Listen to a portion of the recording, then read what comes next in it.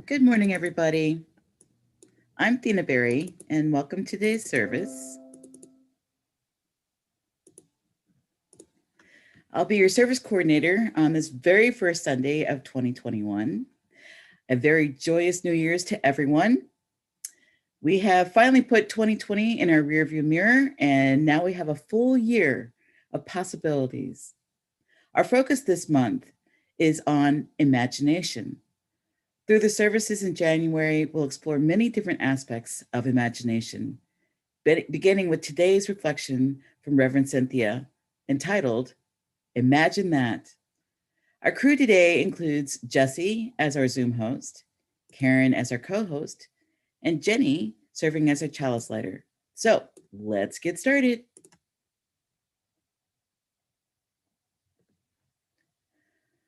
Our chalice lighting today is by Paul Stephen Dodenhoff. For this 1 hour, Spirit of Life, we let go. For this 1 hour, may we let go of our anxieties, our fears, our anger, our self-doubt, our regrets, our petty grievances, and our distractions. If only for this 1 hour, let the flame of this chalice burn them from our hearts and minds and light our way to peace and serenity for this 1 hour.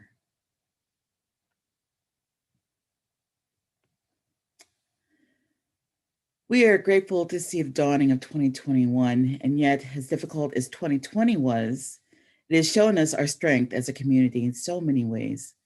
We are not alone. You are not alone. Your family is not alone. Reverend Cynthia is so glad to hear from you via email, text, or phone calls.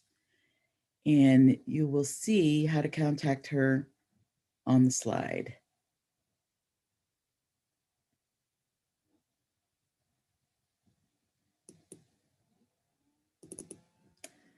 In this sacred space, we create together during worship each week and throughout the week when we are still a congregation.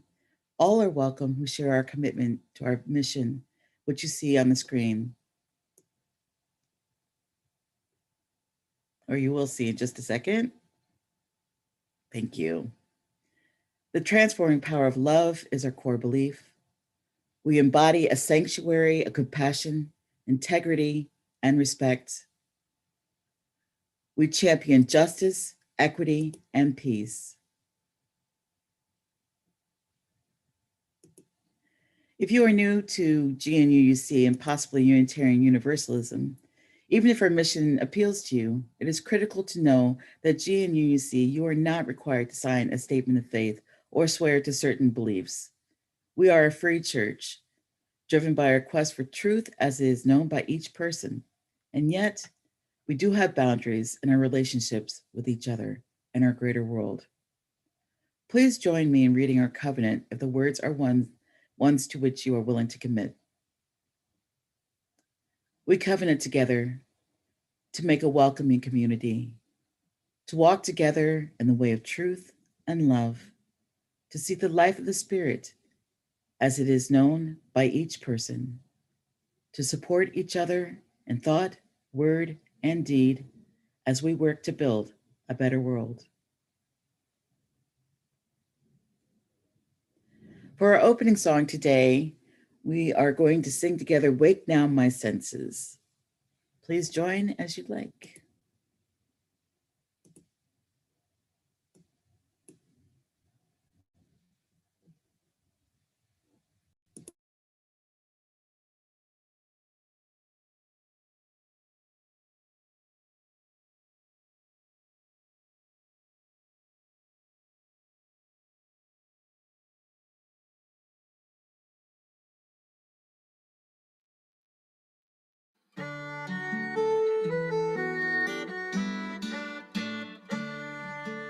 Wake now my senses and hear the earth call.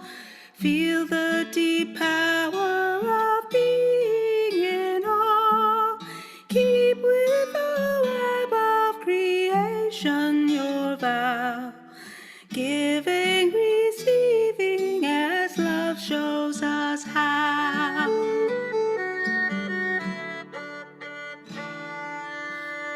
Take now compassion, give heed to the cry. Voices of suffering fill the wide sky.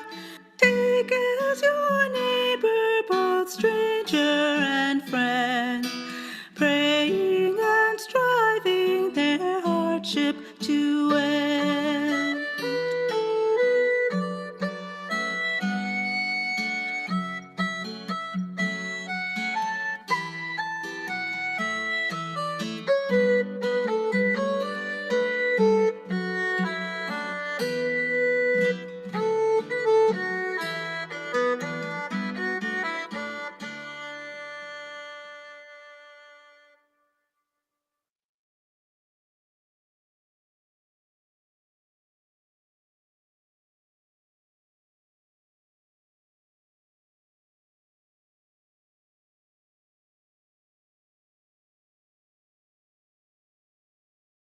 For children and also for, this is time for all sages, and it's time for children and also for the children in each of us. So talking today about imagination. And when I started thinking about our theme for this month about imagination, I thought about how did I first use my imagination when I was very young. And we think of children as having great imaginations. And so I started to think about what were the things that I read and saw. I did a lot of reading. And I remembered this one book. In fact, I had 4 of these books called My Book House. Maybe some of the other old people in the church remember or saw these books. But I'm lucky I still have all of them. And in this one volume of the book, there's a section that's very marked up and folded and used a lot because I read it over and over again. And something about it really appealed to my imagination. So it's called The Water Babies. And I'm going to share a few pictures and a few verses from The Water Babies with you. It's a story about a little boy who became a water baby and learned a lot of things. Next. This is a cover of the book. Actually, there were many different covers, but it was a whole book. And what I read in my anthology was just a little section of it. So next, this little boy named Tom was a chimney sweep. And chimney sweeps were a common thing. They were little boys who had to go down the chimney and clean out all the soot and the dirt. And he went into a room and he saw a little girl. He tramped the country lanes to a gentleman's estate with Grimes and his brushes and his broom. But up on the roof, he lost his way in the chimneys coming down in a little girl's room. Such a room. So much soap, so much water for a bath.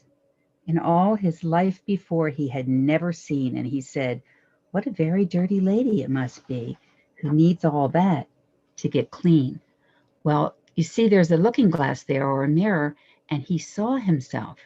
And he didn't have a mirror at home, so he hadn't seen himself, and he didn't even know that it was him. He thought it was some sort of dirty creature. And he said to himself, "Oh no, it's me." He was dirty. He was dirty. He burst into tears, tears of shame and anger and pride. And he made for the chimney to sneak up again and run somewhere and hide. But then he knocked over the andirons. You can see them there by the fireplace, made a noise. Next illustration, woke the little girl up. She screamed, and he had to jump out the window and climb down the tree. Well, soon after this, he went to a lake. He looked in the water and thought about how he might be able to get clean, and he fell asleep. And when he woke up, he was just 4 inches long, and he was in the water, swimming in the water, and he was swimming with the fishes. He was a water baby. He had little gills that helped him to swim, and he wasn't really human anymore because he could swim underwater. I don't really know what I thought about this when I was a little girl, but I remember that I loved it. I mean, I was enchanted with it. I don't know if I loved it or it sort of scared me, but I really read it over and over and over again. So it did something to my imagination. Well, he did all this swimming around with eels, and he saw some mermaids, and he got caught in a storm, and he found out that a lot of the fish, especially the salmon, swim down by the sea. But then he waited in a cave to see the fish pass in a big storm. And as he waited in the cave, such a huge fish he saw, shining silver from its head to its tail, it was a salmon saying proudly, "I'm king of all the fish, so hail me, little one, hail." He couldn't find any other water babies to play with, but finally, he followed the fish and he followed the salmon, and he came to an island called St. Brendan's Island, where all the water babies lived and played, and he had playmates. But something happened next. He got uppish. He stole lollipops, and he teased with a naughty grin till his naughtiness came out in prickles all over his skin. And then the fairies said, "Tom, you're going to have to be taught. You're in need of a teacher," they vowed. And they brought a little girl whose beautiful curls floated out like a golden cloud. Well, I bet you can guess who that little girl was. It was the little girl that had been sleeping in the bedroom. The fairies had given her two little wings, and it was she, standing there with a smile. She taught Tom for 7 years more. Together they would work and play and roam. She taught him how to be a good boy. So his prickles went away and he was good. That's the story. And the one thing that I remember the most, every time I think about it, like I think it's even been in my dreams, is that little boy with those prickles that came out all over his skin. So I don't know, is it a good imagination or is it a bad imagination? What things did you imagine when you were a child? Something to think about.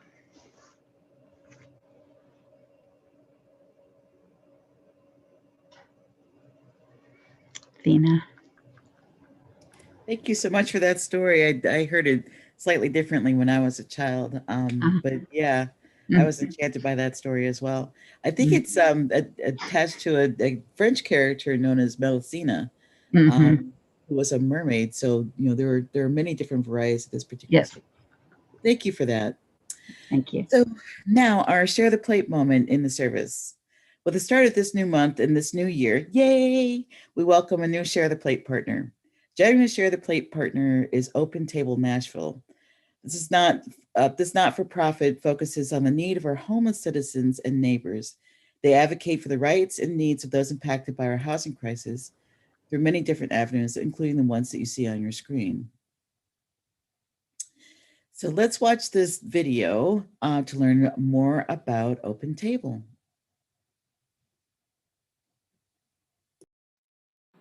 The most inconsistent judgment that is put on homeless people is that they like it. They think that it means you're a failure. That make you feel so inhuman. I can guarantee you that's not the case. They're just waiting for someone to give them a hand up.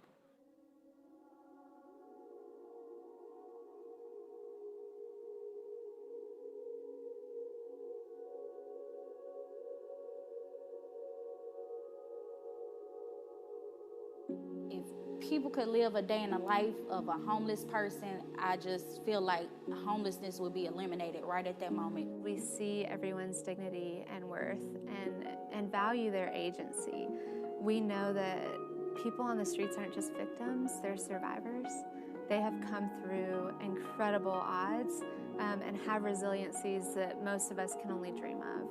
And I saw it firsthand at the foot clinic where, staff literally got down and, washed people's feet. And it was this clear way to build community and respect and dignity in a person. It's all about respect. There's none of this, well, you're homeless, you're not, you mean nothing. No, we mean something to them. Their compassion is not part-time. Their compassion is full-time. At Open Table, we go to where people are. Our office on any given day looks like the underside of a bridge. It looks like an alley with a little kind of place by the dumpster that somebody's made for themselves to stay and live. They come out and they seek people to help. They're not just waiting for people to come to them. They've been extremely successful getting people into housing in a way that I've never seen any other agency do this here. Personally, they help myself and my family get housed. We are always trying to get people into housing, but we're not just trying to house people, put roofs over people's heads. That's part of what we do. We're trying to create a radical culture of care in our city where there's more housing, there's more equity, there's more justice, there's less people needing the charity work because there is justice. If you were to look at Nashville and look at our affordable housing situation right now, it's kind of like a game of musical chairs. It's actually an affordable housing crisis going on right now. You have this game where there's a lot of people trying to get chairs, and the chairs are just being pulled out, and the people are being left without chairs. We're trying to get more chairs in the game.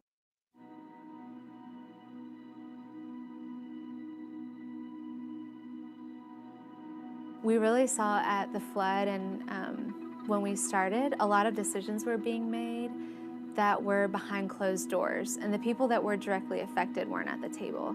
And one of the reasons why we named Open Table, is because the idea invokes this image of a table set where there's always extra room and everybody has a place, because we're not interested in just giving people crumbs from the table. We're interested in people having a place at the table. And that's important. To feel like you have a place where you're valued, to feel like you have a place where you're loved, where you coming into being is celebrated.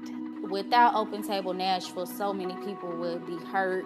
I know me and my family would probably not be in the home we're in. It really is a wonderful day when people get to move in. It's the end of such a horrible time in their life, and it sort of is a milestone. A home is the nucleus of every family. It's necessary.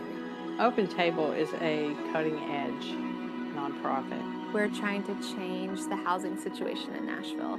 If they say Open Table says they're going to do something and talk about it, they do it. They're doing things that no other nonprofit in Nashville and maybe even beyond are doing. There's more need than ever before, and we've had a really hard time meeting all the needs because of the lack of funding. We're a pretty scrappy group who's rough around the edges. We make a very little bit go a very long way here. As Open Table has grown, our budget's grown too, which has been a huge blessing, but we still have so many needs to meet in our community. What's also happened as Open Table Nashville has grown is that the housing crisis has deepened in Nashville. We're putting our money into trying to end this so that we can work ourselves out of a job. We would love to see a city without outreach groups and without outreach workers because everybody had housing. That's our dream. That's our goal. And so I would suggest that if you have a heart for human existence, now's your time to join in.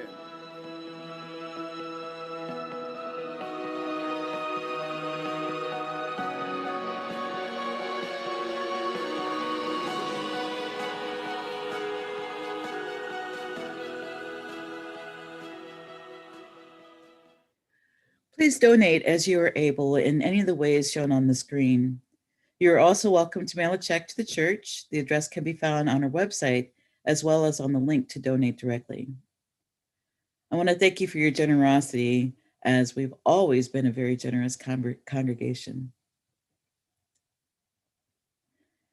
Let's move into a time of quieting down.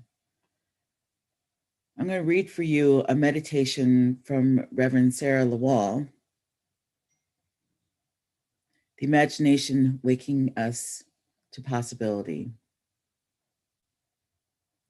Spirit of life and love, holy mystery. How do we pray for hope?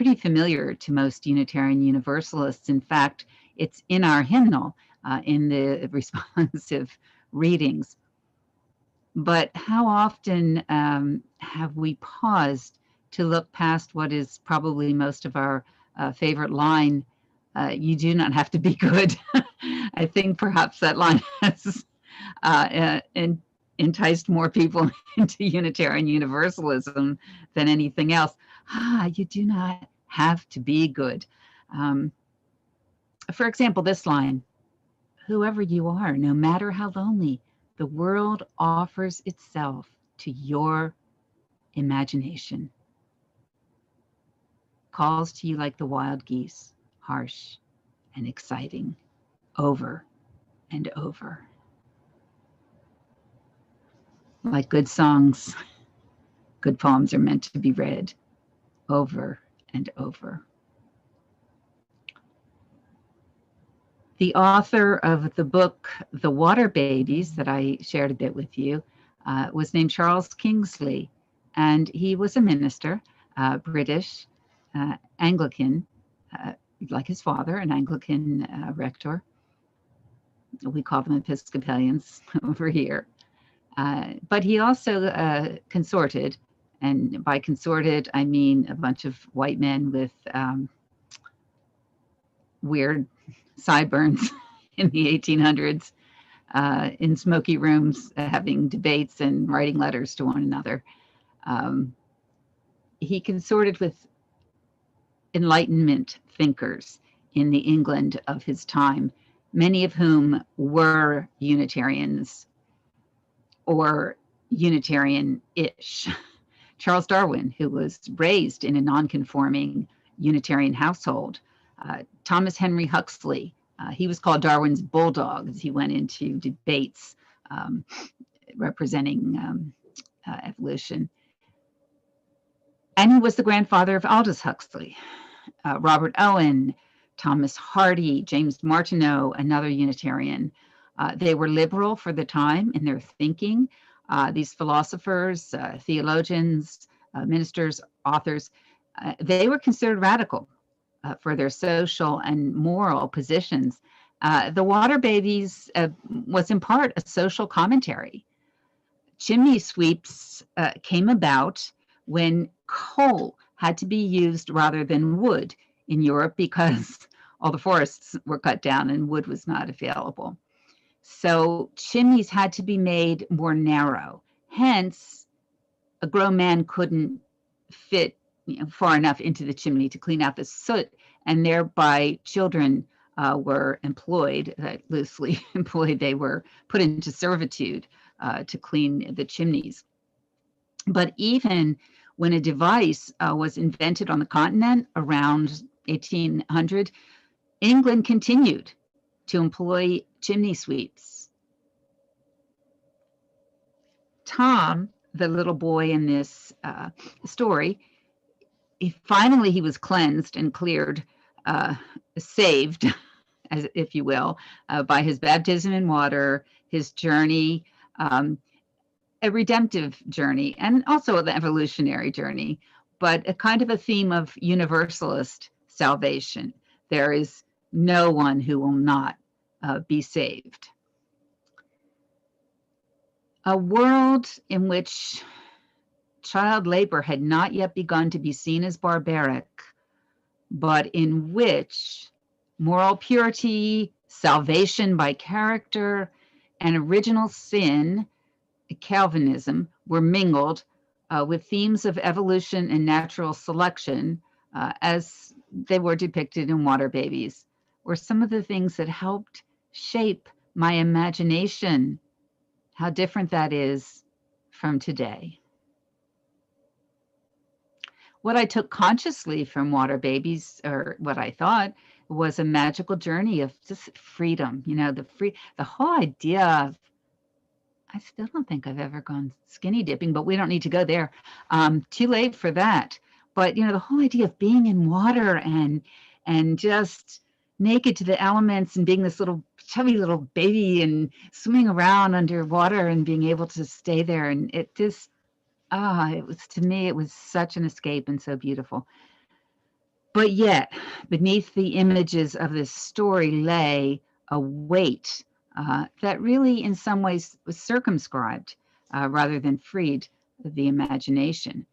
So, just to talk about for a moment what imagination is not. Imagination is not fantasy nor fear. When you dread the future and you imagine outcomes that are horrific, and we've seen a lot of that, maybe we've participated in it. When you escape your responsibilities by dreams of how you will spend your lottery winnings, that's a poor representation of imagination. When conspiracy theorists invent dire scenarios to discredit the truth, to undermine legitimate science and medicine, and when persons of authority amplify those theories, and also when social media platforms permit them to be amplified, that's not imagination. It's the antithesis of imagination. It is somebody or something filling in the gap that is in all our minds, the unknowing, the ambivalence.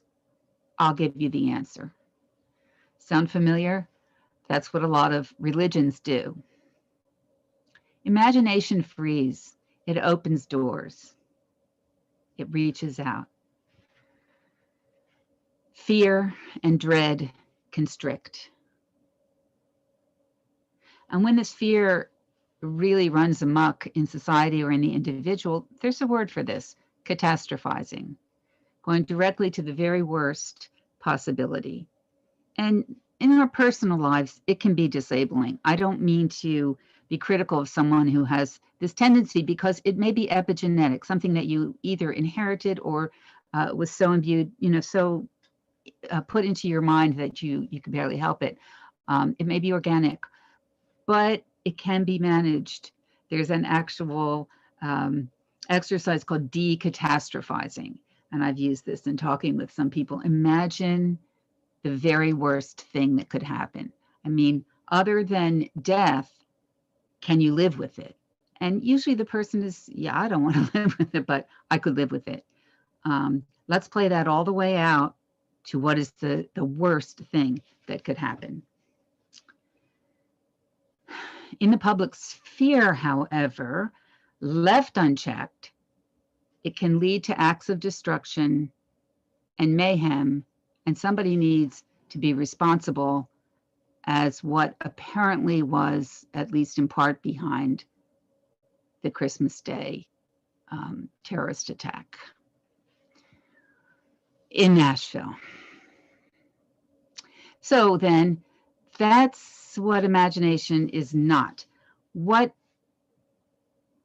is imagination? While I'm not the authority on this, I have some suggestions. Virtually all children are born with the capacity to nurture active and lively imaginations. As adults with stunted imaginations ourselves, we chip away at that freedom, and we think we have to make our children or our students socially acceptable and successful. Sometimes in the mid or latter part of life, that hunger to create, to improvise, to wonder returns to us. Actually, we never lost it. We corralled it ourselves after having it corralled for us. It can come to us in any number of ways. Art, music, writing, creating, those are the most obvious, but there are lots of ways, just how someone lives their life can be imaginative. When I thought about imagination at first, I started thinking, since the root word is image, is it only in images that we dare to dream? And I learned a lot about the functions of the mind and imagination. there are actually a small percentage of sighted people who never see anything in what has come to be called the mind's eye. It's a condition called aphantasia.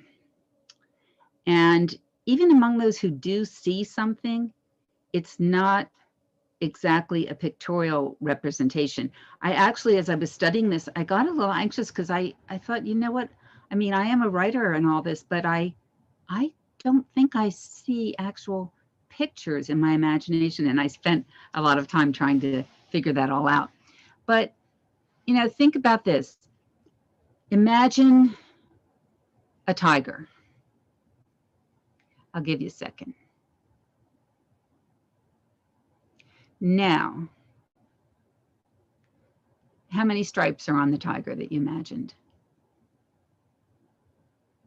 You see, it might be hard for you to say so because what you imagined may have been a flicker of an image or an idea of an image, but it's not necessarily a pictorial image that you can hold still and count the stripes on.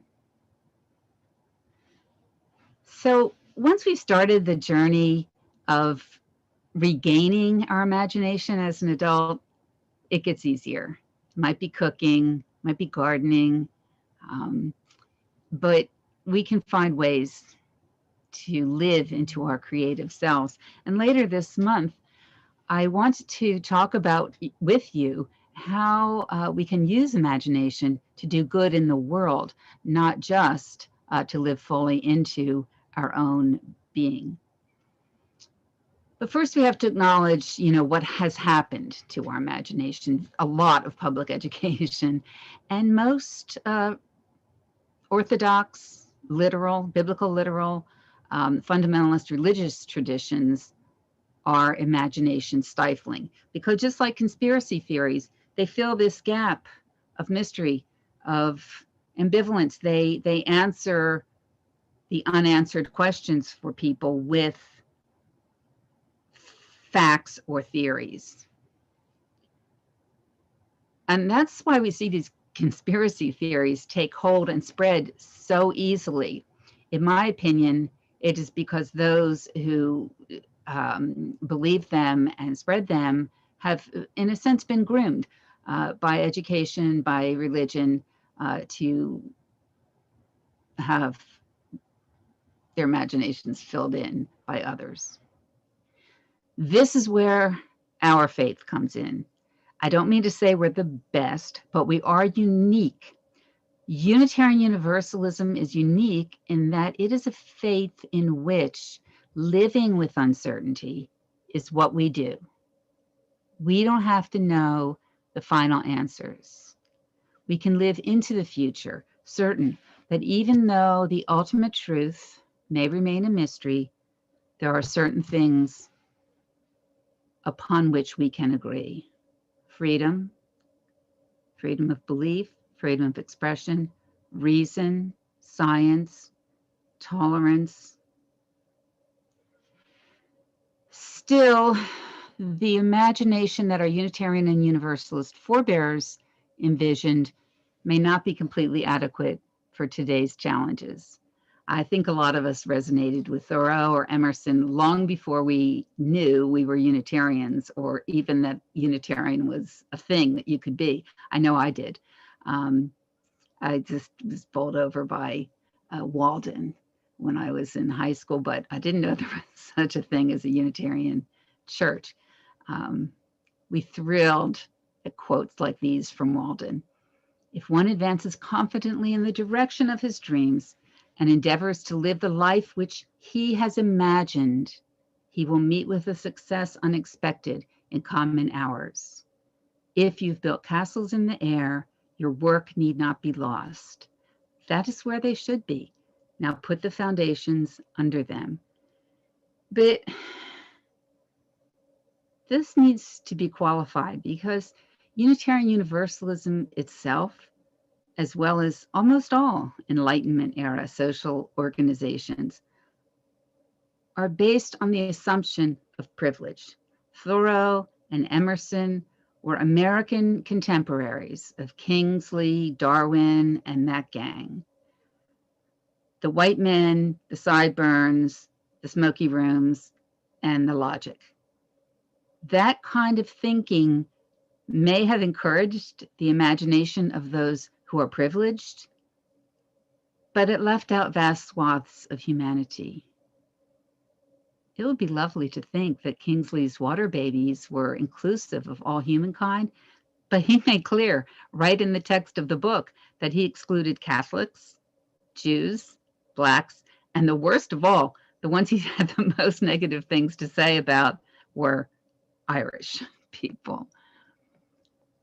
Meanwhile, the world goes on, says Mary Oliver. Meanwhile, the world goes on. In Immersion Strategy, Adrienne Marie Brown writes, "We are in imagination battle. Trayvon Martin and Mike Brown and so many others are dead because in some white imagination, they were dangerous.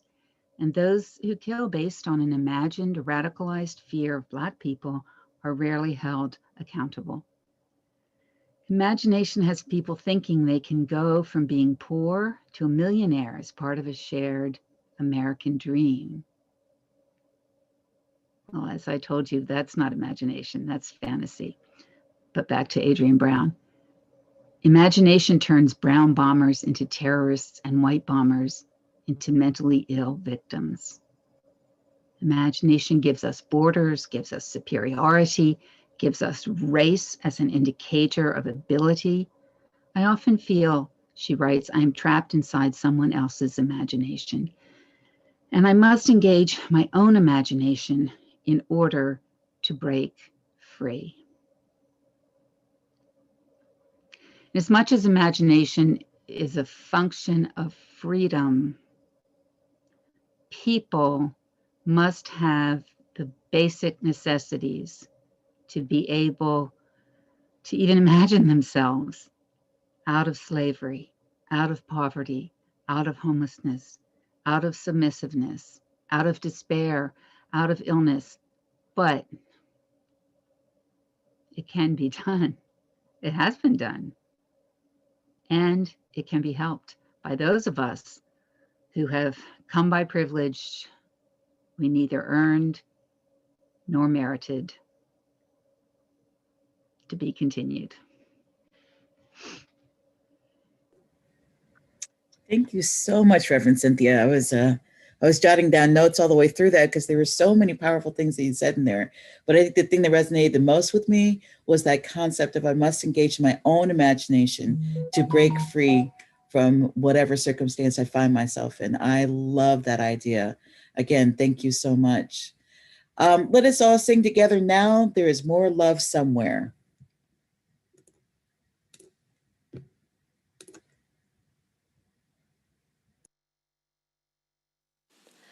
There is more love somewhere. There is more love somewhere. I'm gonna keep on till I find it. There is more love somewhere. There is more hope somewhere. There is more hope somewhere. I'm gonna keep on till I find it. There is more hope somewhere. There is more peace somewhere. There is more peace somewhere. I'm gonna keep on till I find it. There is more peace somewhere. There is more joy somewhere.